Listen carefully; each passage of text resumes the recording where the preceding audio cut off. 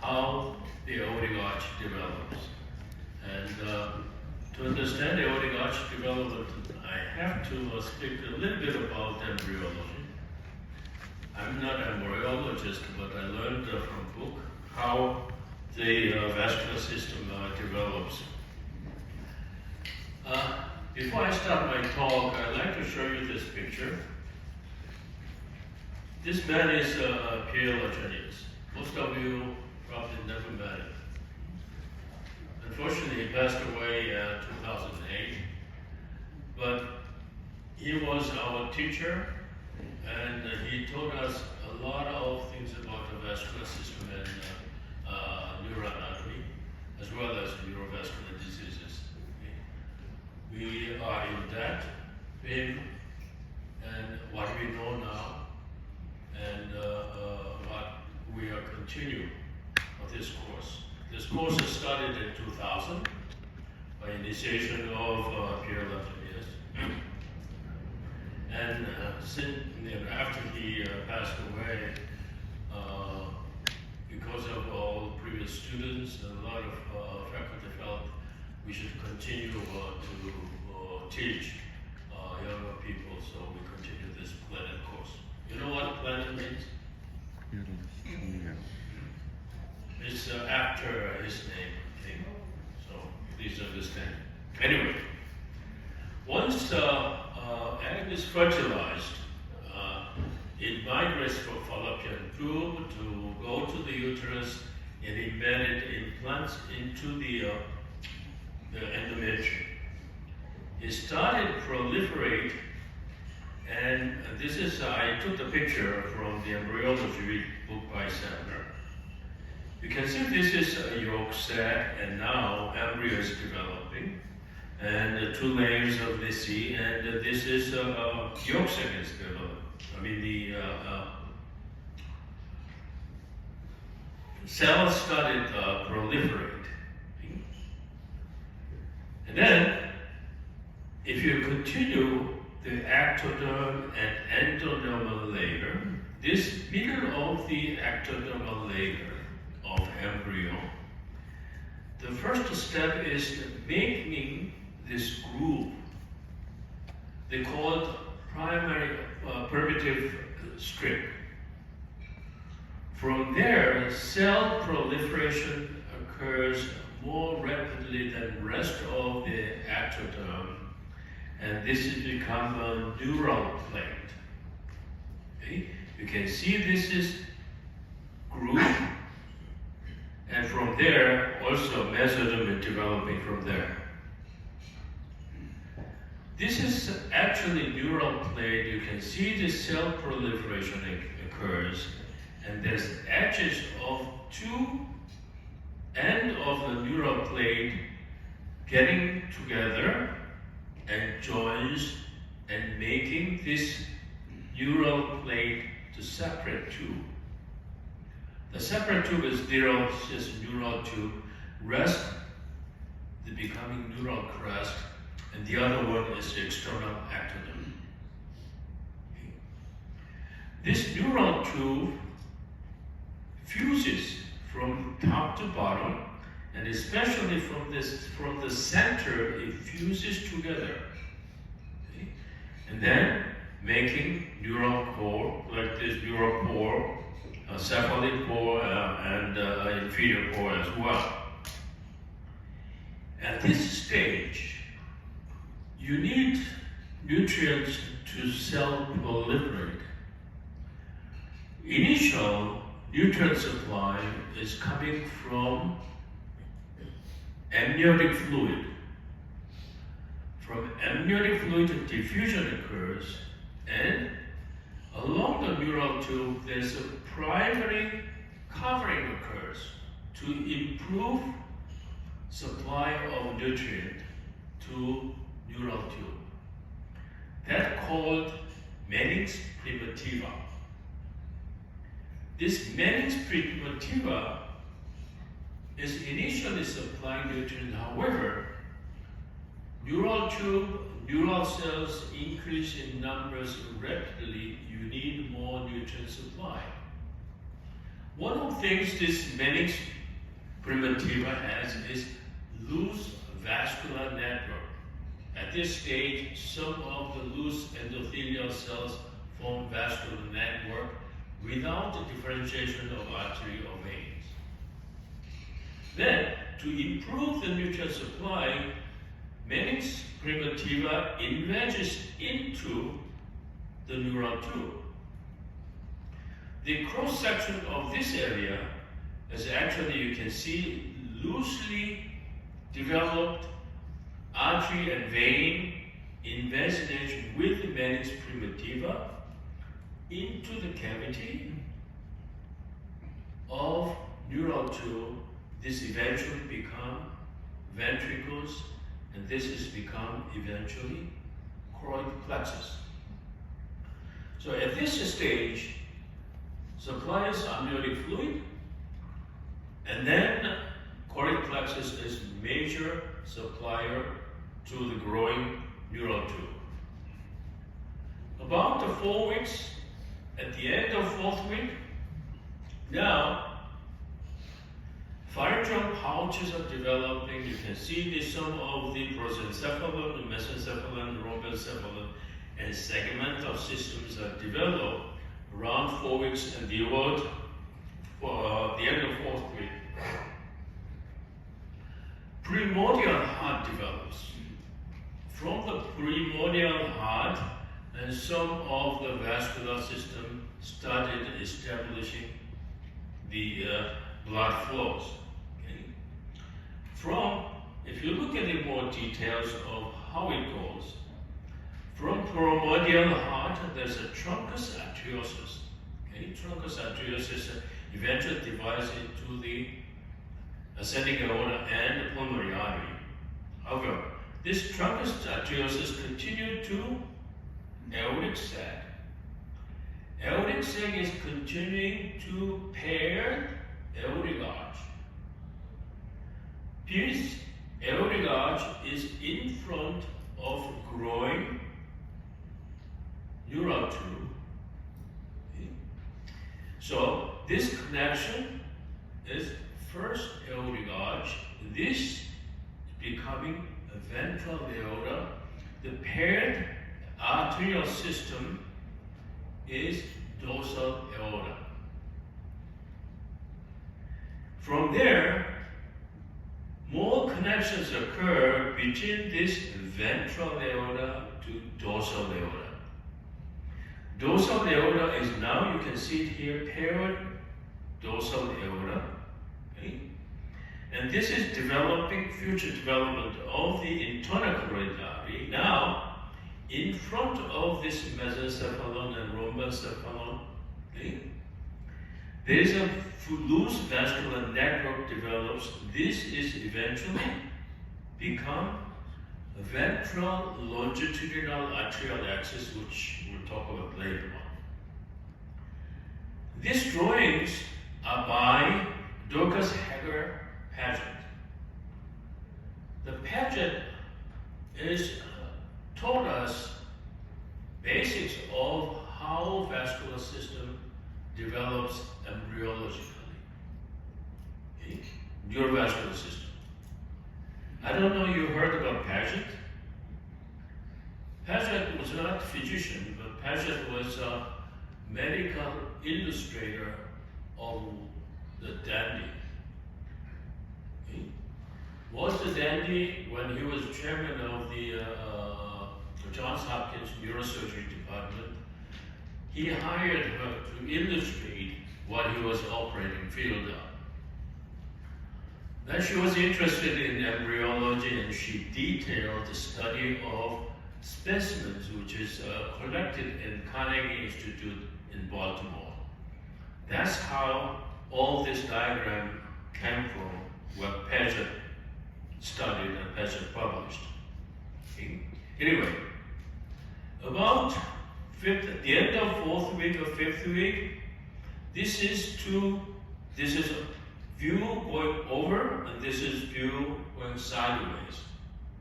You can see this is longitudinal in front of the brain, longitudinal the arterial axis, ventral longitudinal arterial axis. This is an aortic system, what we see here. So two distinct vascular system develops at this stage, which is on the lateral view. You can see the aortic system. This is a ventral longitudinal arterial axis, eventually become spinal and basilar artery. We will talk later on. But look, let's look at it here. Okay, from primordial heart, we said, the aortic sac goes in, and then from the aortic sac, ventral aorta connected to paired dorsal aorta through the aortic arches. Philip mentioned in humans, aortic arches are first, second, third, fourth, and sixth.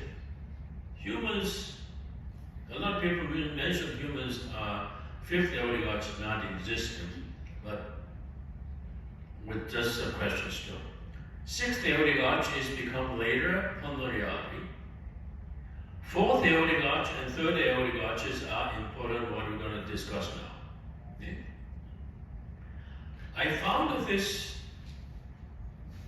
diagram on the website. I don't know who made it, and I want to give credit, but whoever made it, it fits very well the purpose of what I'm going to talk about. Anyway, two paired dorsal aorta in thoracic level fuses together. Okay, this fuse together from heart, truncus arteriosus, aortic sac, ventral aorta, dorsal aorta, and then two dorsal aorta fuses in thoracic levels in there. This is what we have. Now, truncus arteriosus, and then now this is ventral aorta. Okay. This is all ventral aorta. This is dorsal aorta. You have first, second, third, fourth. Forget about fifth, but sixth aortic arches. Okay, and both dorsal aorta fuses and making one aorta later on in thoracic level. Okay. Now, what happens from this? You know, Timo mentioned a lot about this, something disappears, something regrows, and as needed, okay? And it always does not stay as it is, but changes going on, regressions, and new formation, new connections, okay? We saw these images, and this is just the illustration, 35 days plus minus 1 day, okay? At this stage now, ventral longitudinal arterial axis is fused now.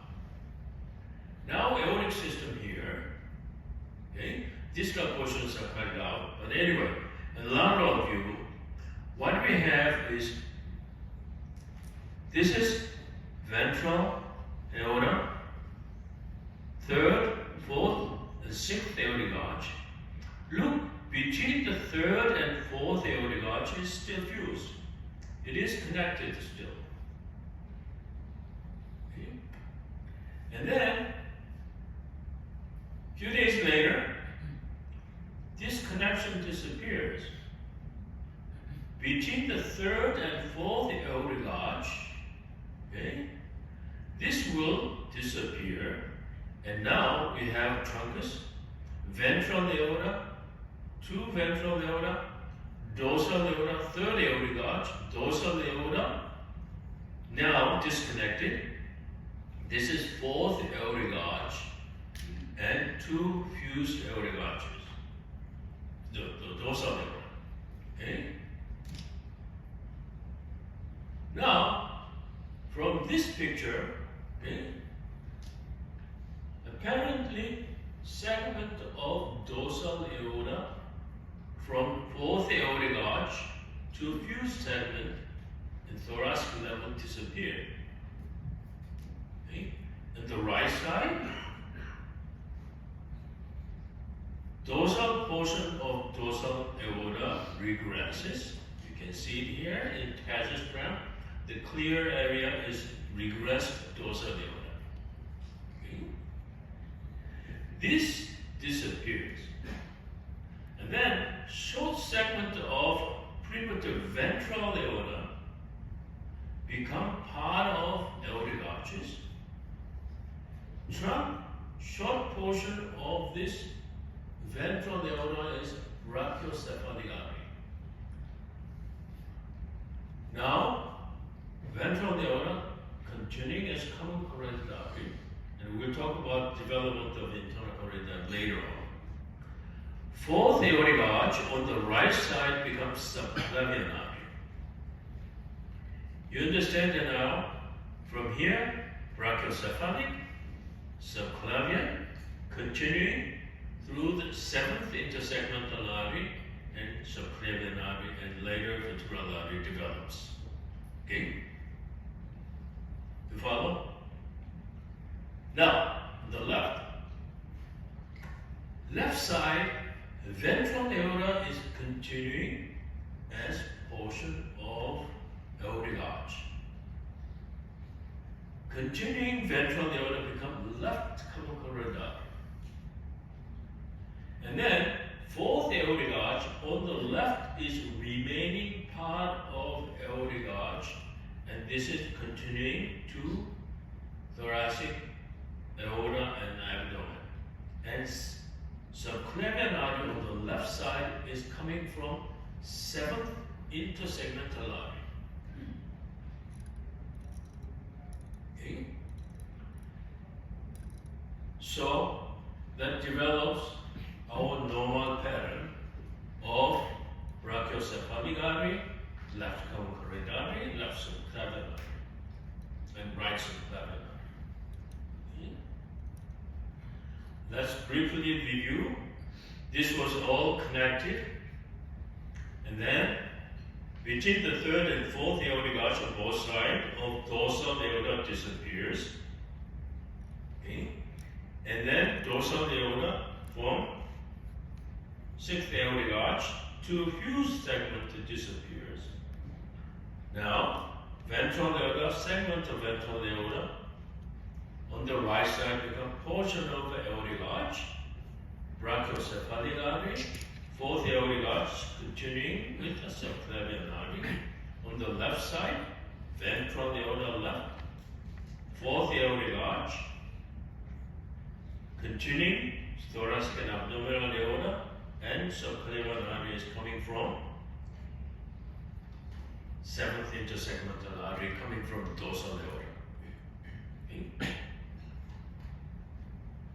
There are sometimes common origin of brachiocephalic and left common carotid we used to call the bovine arch. Okay. This is not true bovine arch. True bovine arch is every trunk is together. Because of animal neck, they have a common origin as one trunk. So we should not call this type of variation as a bovine arch. Okay? And it's kind of early fusion of the two ventral aortas. Okay? We have to remember these arteries, including from the aorta, aortic arch, and carotid arteries are distributing system. Okay? As you go more distal, close to the organ, close to the target organ, less variations. Okay? Source of supply, which is more proximal part of the delivering system, moderate constraint may interrupt the fragile hemodynamic equilibrium of embryonic patterns. So you make it variations. Okay? Normal variation is most frequent pattern compatible with function at a given time. Okay? That's a normal variation. So there are a lot of normal variations can occur in delivering systems, okay? Distributing systems. Let's look from the aortic arch. Okay? We saw this as a normal pattern of the aortic arch. Okay? Sometimes, unnecessarily, some minor constraint or major constraint may regress necessary portion of the vessels. Let's say this fourth aortic arch regresses. Somebody cut it off. No, I'm kidding.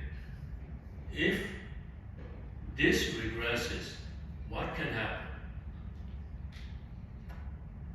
We can predict what can happen. If this is not there, somebody else has to cover it. Right? Otherwise, the tissue will die. The closest coverage is this one. So make it this way, right?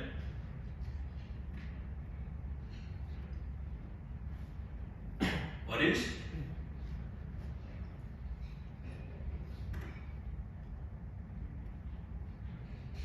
Aberrant subclavian artery origin. Right? Aberrant subclavian artery origin is subclavian artery originates distal to the origin of left subclavian artery, crossing over behind the esophagus and trachea, go to the right side, and then you can see it here. The origin is behind origin of subclavian artery. This is the one which goes. Okay? You can see exactly course of the artery on the CT scan. You can see from the aortic arch, go behind trachea and esophagus, and go on the right side. Okay. I have this variation. Okay. I have sometimes specific distance. I have tough time to how to explain this variation. Okay. You can have you have this common origin of carotid arteries on both sides, but subclavian artery on the left, on the right is separate. It's not aberrant subclavian. It's proximal to the origin of carotid arteries. That's why I'm raising the question whether humans really don't have 50 aortic arch, or if this is 50 aortic arch, it's easy to explain. Okay? I'm just raising a question. This is case, look at this. Brachiocephalic on the right side, left side, common carotid artery and subclavian artery is originating same. This is one type of the variation. Okay. I thought to explain it, probably ventral aorta between the fourth and third aortic arch regressed. Instead of regressing, dorsal aorta. So this way you can explain two common origins of subclavian and common carotid artery on the left side. Okay. This one, you have aortic arch, and then descending aorta is on the left, on the right, I'm sorry. Okay, on the right, this is left subclavian artery. You see, ascending, descending, aortic arch, separate trunk, artery comes from the trunk. This is left subclavian artery. This is more of a posterior view. This is frontal view. You can see the artery, subclavian artery come backward. This is what? Say it. Right aortic arch, absolutely right. Right aortic arch. This chest X-ray, this is common. The ascending aorta catheterization. You can see the aortic arch is on the right side. It means left fourth aortic arch regressed. Okay? That's why you have this right aortic arch continuing, and this is just like aberrant right subclavian artery. This is aberrant left subclavian artery. Okay. How about this one?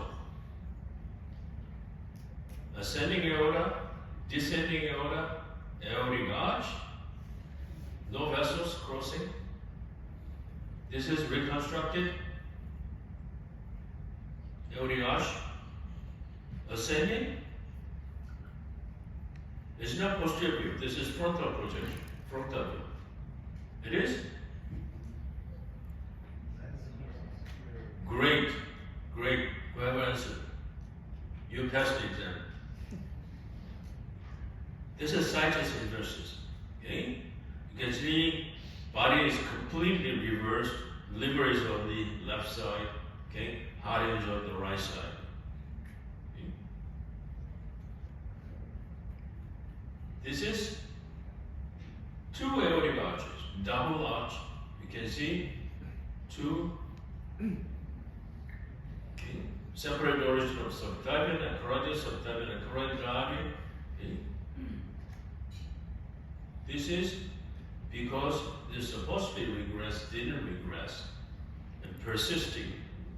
Okay. Both dorsal aorta. Okay.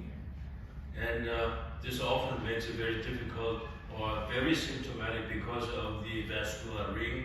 Patient has a swelling problem, or streamers and respiratory problems. It can occur because of the vascular ring. Okay. And this was a patient came in with a stroke. We had a hard time to find the catheterization of the common carotid artery on the right side. Okay.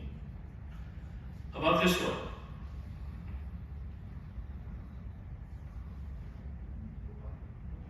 Now, this is M1A. Okay.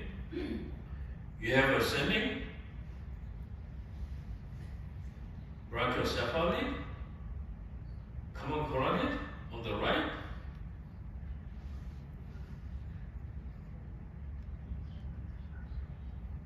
What? Okay, I want you to analyze well this angiogram. This is not exam, so you can say anything. There's no aortic aorta. Very good. Something missing. There's no descending aorta.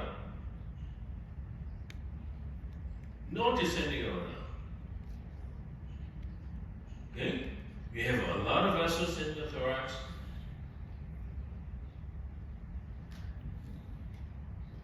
This is missing distal part of the aortic arch. Okay? It's called interrupted aortic arch. Okay? And fortunately, these usually the patient do not survive this type of the variations. But unfortunately, this patient had extensive collaterals coming from along the chest, along the intercostal, as well as anterior the internal membrane and thyroid collaterals. And you can see this is extensive arterial collateral to the chest wall, abdominal wall, and iliac arteries. That's how he survived. Okay? He was totally asymptomatic. And from there, we're going to talk about segmental arteries. There's a 30 segmental arteries and bilateral coming from the dorsal aorta to the developing spinal cord and brainstem and spinal cord arteries. Okay? Vertebral artery starts with about approximately 32 days of embryonic life and complete about 40 days of that. And it is usually fusion of longitudinal anastomosis. You can see earlier stage, segmental artery start. Vertebral artery is the one connection of these segmental arteries. That's how it makes it full segmental artery connections, vertebral artery all the way to connecting to basilar artery. And first C1 space segment of vertebral artery is basically pro-atlantal 1 artery. Okay? That forms complete vertebral artery system. Okay? Usually, as we know, left side subclavian artery is coming from 7th intercostal artery, intersegmental artery, and then vertebral artery originates. Right side as well, 7th segmental artery becoming in the vertebral artery origins. Sometimes vertebral artery on the left side coming directly from the aortic arch. As you can see in this case, aortic arch, the vertebral artery is coming directly from aortic arch because it didn't go down to the 7th intercostal, intersegmental artery, rather it continued from the 6th. This did not regress and discontinue. That's why it is originating directly from the aortic arch.